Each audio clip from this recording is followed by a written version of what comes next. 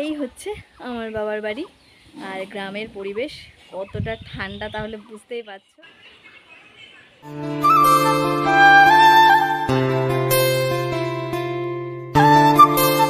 Hello সবাইকে, কেমন আছো তোমরা?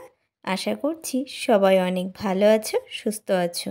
আর আমিও ভালো আছি। নতুন একটি ভিডিওর সাথে ওয়েলকাম করছি। আজকের ভিডিওর টাইটেল আর থাম্বনেল দেখে বুঝতেই পেরে গেছো আজকে কী নিয়ে ব্লগটা হচ্ছে। তো হ্যাঁ বন্ধুরা, আজকে আমি বাপের বাড়ির হোম ট্যুর ভিডিও দিতে চলেছি। তো তার জন্য একটু চলে এসেছিলাম আমাদের সাইডে আর কি, সকালবেলা। তো আমাদের এই গ্রামের সকালবেলার এই স্নিগ্ধ পরিবেশটা তোমাদের সাথে একটু দেখানোর জন্য। তো সেটাকে একটু ভিডিও করে নিয়েছিলাম যে আমাদের এরিয়াটা কেমন।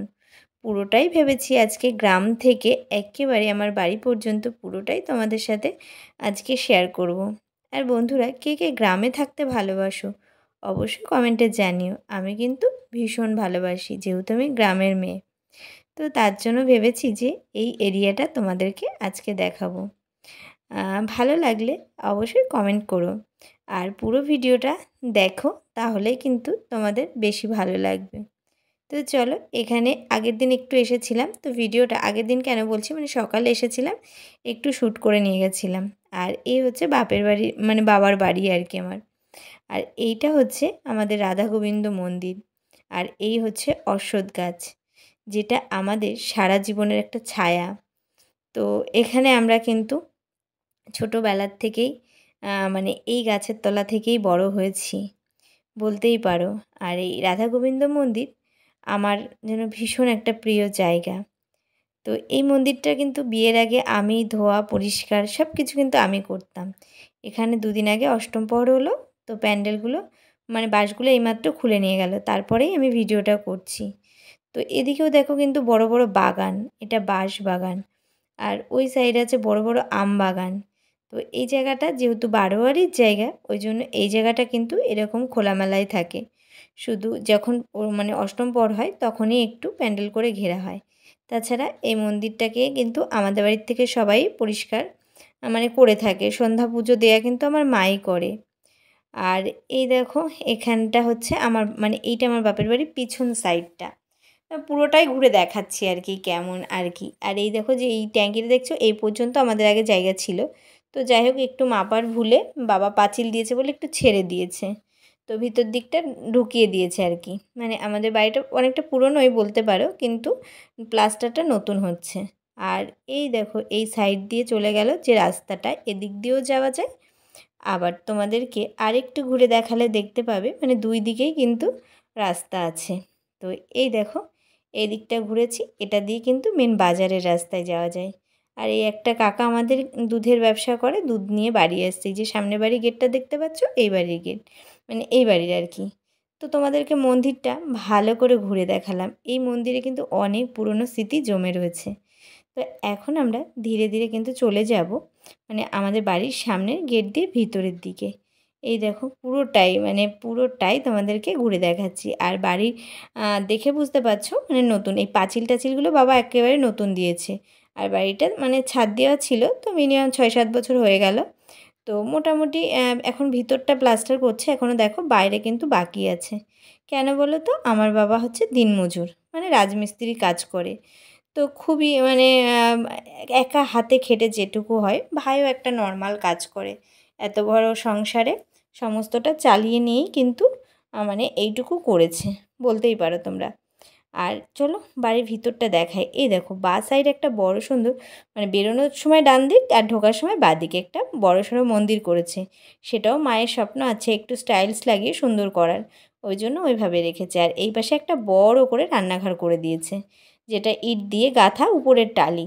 তো একটা মানে কাঠের উনুনও আছে। আমার মা সবসময় কাঠের উনুনে বেশি রান্না করে, কিন্তু আজকে গ্যাসে রান্না হচ্ছে, যেহেতু ষষ্ঠীর পরের দিন তো আজকে গ্যাসে রান্না হচ্ছে।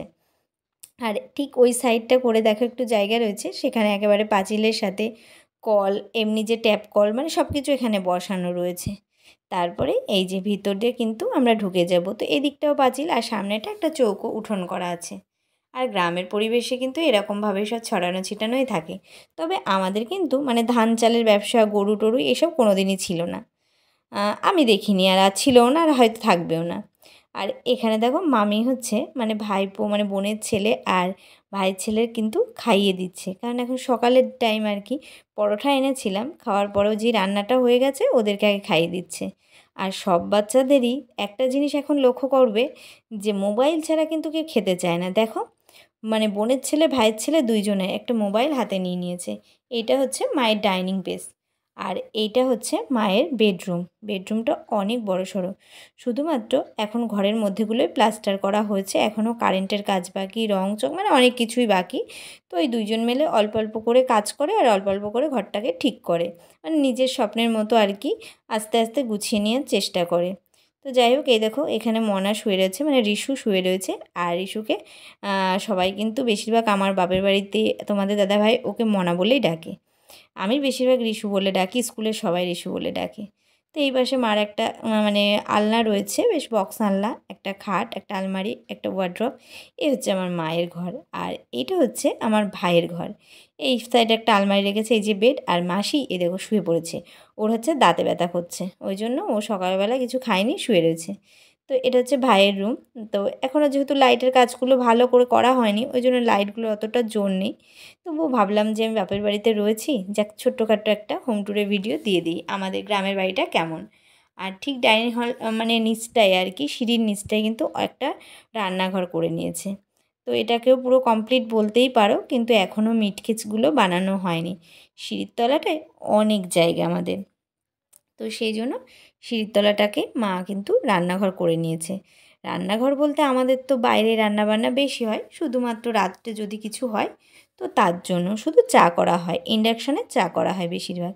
এ দেখো, আর এটা হচ্ছে বাথরুম। বাথরুমটা এখনও খুলছি না, কারণ ভিতরে কেউ আছে। তো আর এই যে সাইডে একটা ছোট্ট রুম দেখতে পাচ্ছ, এইটাকে মা প্রথমে ভেবেছিল কিচেন বানাবো, তার জন্য ছোট করেছিল। আর জানলা দরজাগুলো লোহার করা হয়েছিল, মানে জানলাগুলো লোহার করেছিল।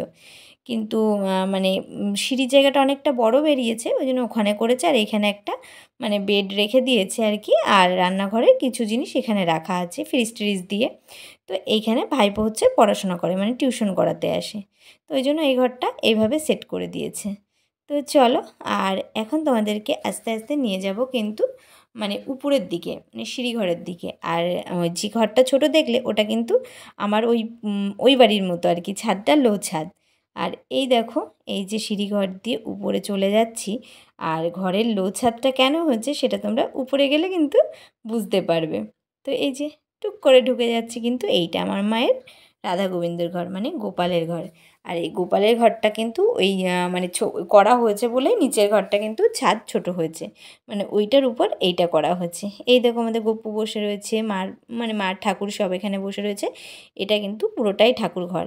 মানে এইদিকে দেখো তাক তাক করেছে, সেগুলো জিনিস রাখবে। ওইদিকেও দেখতে পেলে তাক তাক করেছে, সেগুলোতেও কাচ লাগাবে, মানে জিনিস রাখবে।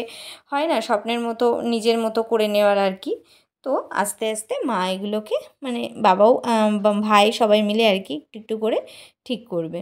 তো গোপু এই দোলনাটাতে খাওয়ার পরে দোলে আর শোয়। এখন না, সেটা দুপুরের পরে আর কি।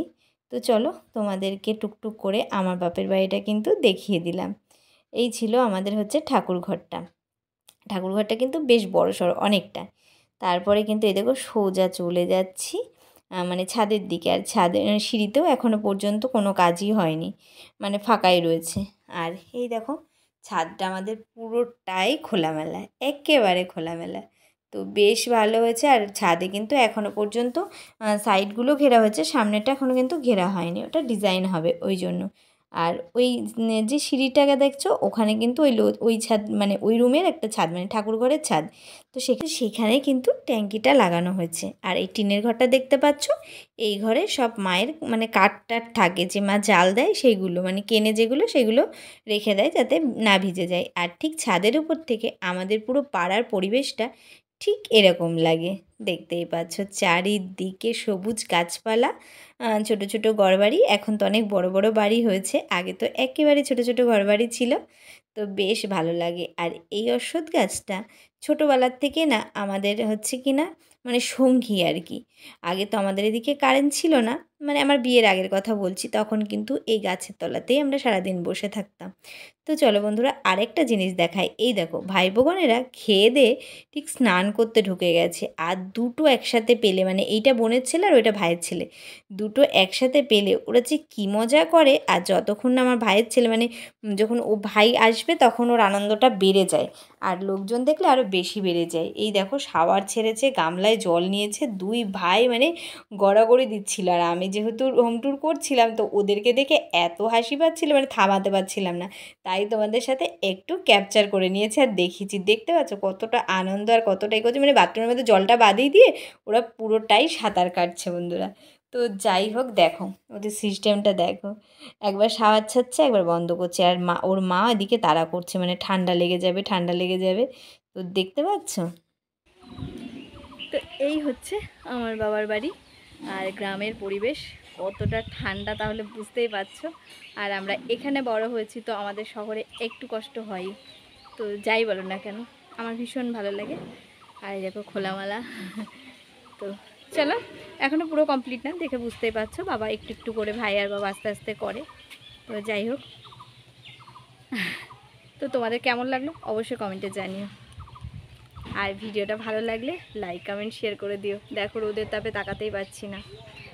তো চলো আজকের মতো ভিডিওটা এখানেই শেষ করি। টাটা, এখনই বাড়ি চলে যাব।